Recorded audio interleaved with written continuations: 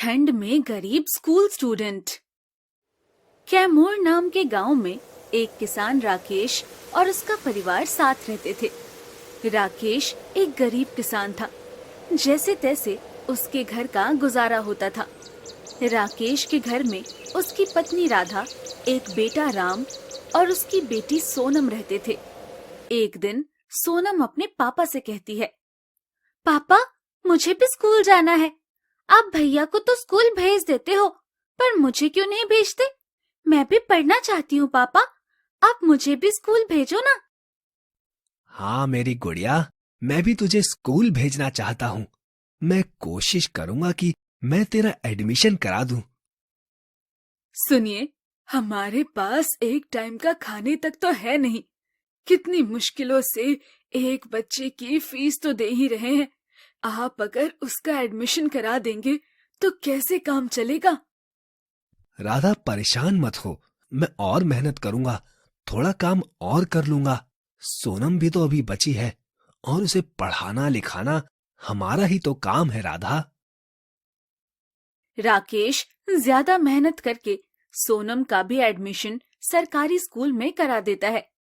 कुछ वक्त बाद ठंड का समय आ जाता है। ठंड की वजह से राकेश की फसल खराब हो जाती है और उसे बहुत भारी नुकसान हो जाता है। सोनम और राम दोनों स्कूल से जब घर लौटते हैं तो राकेश से कहते हैं, पापा, अब तो बहुत ठंड बढ़ रही है और सुबह सुबह स्कूल जाने में ठंड भी लगती है। विमल सर कह रहे थे कि स्कूल आना है तो नीले रंग का स्वेटर ही पहन के आना होगा और किसी रंग का स्वेटर स्कूल में पहनकर नहीं आ सकते। पापा, भाई के पास तो नीले रंग का एक स्वेटर है, पर मेरे पास नहीं है। क्या आप मुझे एक नीले रंग का स्वेटर दिला दोगे? बेटा, मुझे माफ कर दो, बड़ी मुश्किलों से अब घर का गुजारा हो पा रहा है। इस ठंड ने तो मेरा सब कुछ खत्म कर दिया। अब तो बस मैं राम को ही स्कूल भेज सकूंगा। दिन प्रतिदिन राकेश की हालत और खराब होने लगते हैं।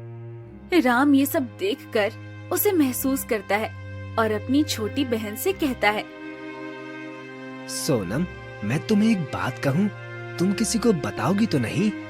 मैंने सोचा है कि मैं भी पापा की मदद करूंगा और तुझे भी पढ़ाऊंगा। पापा के पास तो बिल्कुल भी पैसे नहीं हैं। वो इतनी ठंड में दिन रात मेहनत करते हैं ताकि मैं पढ़ सकूं। पर भाई, आप पापा से बोलोगे क्या? और आप काम कैसे करोगे? आपको तो रोज सुबह स्कूल जाना होता है।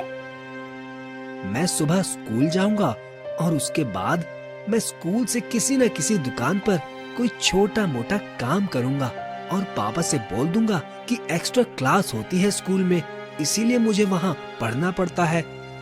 समय गुजरता है और राम भी अब एक छोटी सी चाय की दुकान पर काम करने लगा था और चुपचाप अपनी छोटी बहन को सुबह सरकारी स्कूल में साथ ले जाता था और उसकी फीस भी जमा करता था। राकेश के पास अब एक वक्त खाना खिलाने को भी पैसे नहीं बच रहे थे, पर राकेश को राम के काम के बारे में कुछ नहीं पता था। एक दिन राम के स्कूल टीचर विमल राकेश से रास्ते में मिलते हैं और उससे कहते हैं, अरे भाई राकेश, जब तेरे पास घर में खाने के एक बूंद भी दाना पानी नहीं है तो अपने लड़के को पढ़ाकर क्या करेगा? अपने साथ ही कहीं मजदूरी में लगा, कम से कम तेरे घर में 2 पैसे तो आएंगे और एक वक्त की रोटी भी। ये पढ़ा लिखा कर क्या करेगा? खुद भी भूखे मर रहा है और उन्हें भी भूखे मार रहा है। इस पढ़ाई से क्या होगा? अभी तो तुझे पैसे की जरूरत है।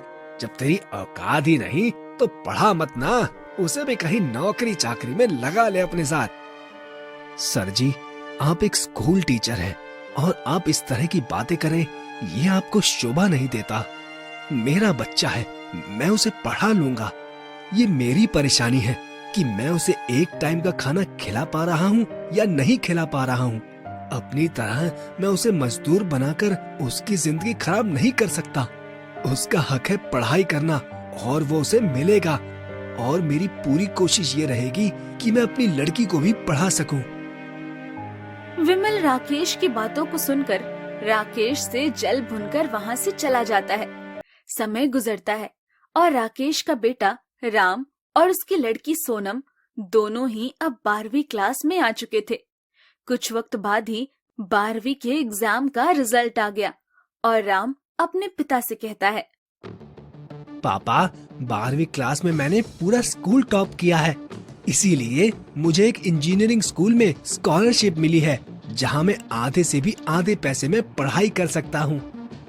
बेटा, मुझे माफ कर दे, मैं तुझे 12वीं से ज्यादा नहीं पढ़ा सकता। अब मेरे पास एक भी रुपए नहीं है जो मैं तुझे कॉलेज में पढ़ाने के लिए दे सकूं।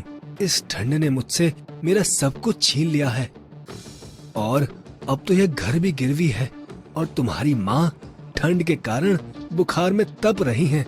पर मेरा नसीब तो देखो, मेरे पास उनका इलाज कराने तक का पैसा नहीं है। मुझे माफ कर दो, मैं एक अच्छा पिता नहीं बन सका। इस ठंड में ना जाने मैंने कितनी मेहनत करी, फिर भी मेरे पास अब बिल्कुल भी पैसे नहीं बचे। पापा, आप परेशान क्यों होते हैं? मैंने देख लिया था कि आप किस तरह इस ठंड से लड़ते झगड़ते मेहनत करते हैं। मैंने आपको बुखार में भी काम करते हुए देखा है पापा। बहुत वक्त पहले ही मैंने इन सर्दियों में काम करना शुरू कर दिया था और मैंने ये कुछ पैसे जोड़े हैं। आप इन पैसों से माँ का इलाज करा देना और जो कुछ मेरे पास बचेगा मैं उससे अपनी कॉलेज की फीस जमा कर दूंगा। राम की सारी बातें सुनकर राकेश की आंखों में आंसू आ जाते हैं। तभी सोनम खुशी से घर आती है और अपने पिता से कहती है, पापा, मैं बहुत खुश हूँ आज। मैं आपको कुछ बताना चाहती हूँ और भाई, आज तुम मुझे नहीं रोकोगे कुछ भी बताने से। तुमने मेरे लिए जो कुछ भी किया और पापा, आपने मुझे जिन हालातों में पाला है और सारी चीजें देने की कोशिश की है, मुझे ऐसा लगता है कि मुझसे ज्यादा खुशनसीब इंसान कोई नहीं होगा। क्या हुआ बेटा? ऐसी क्या बात है जो तू इतना खुश हो रही है? पापा, मैंने आज 12वीं पास कर ली है और मेरे नंबर भी बहुत अच्छे आए हैं।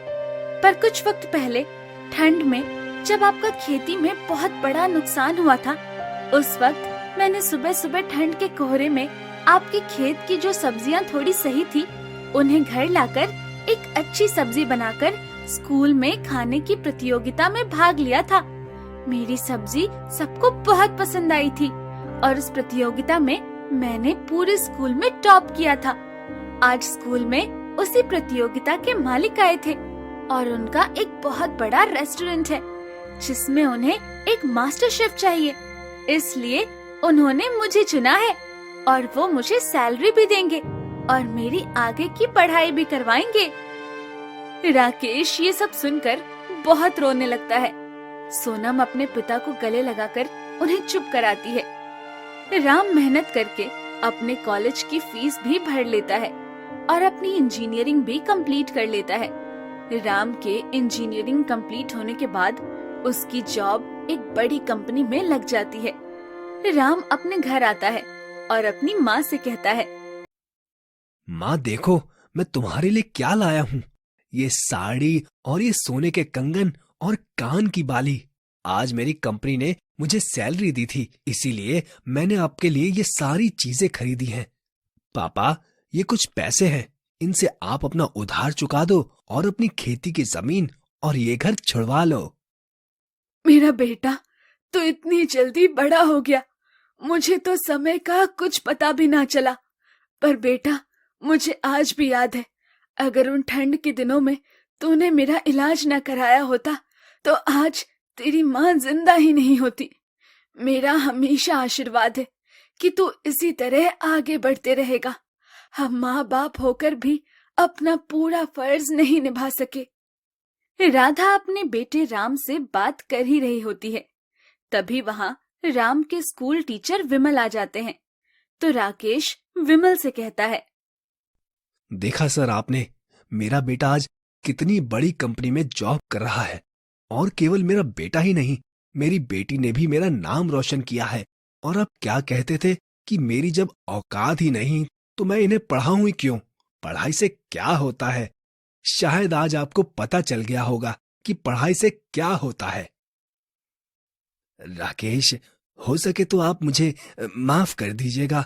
मैं पढ़ लिख कर भी अनपढ़ रह गया। अपनी इस छोटी स्कूल टीचर की नौकरी के घमंड में आपको इतना कुछ कह गया।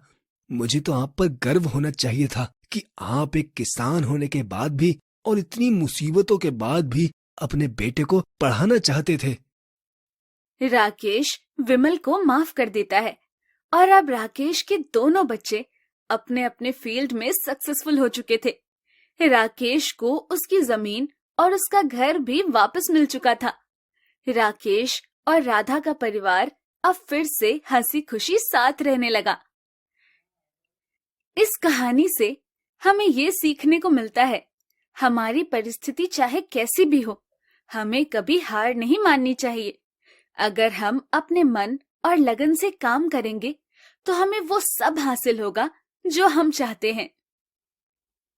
दोस्तों आ ही गए हो तो चैनल को सब्सक्राइब कर देना और वीडियो अच्छी लगे तो लाइक और शेयर भी कर देना और बेल आइकन जरूर दबा देना ताकि आपको नए वीडियोस की नोटिफिकेशंस मिलती रहे।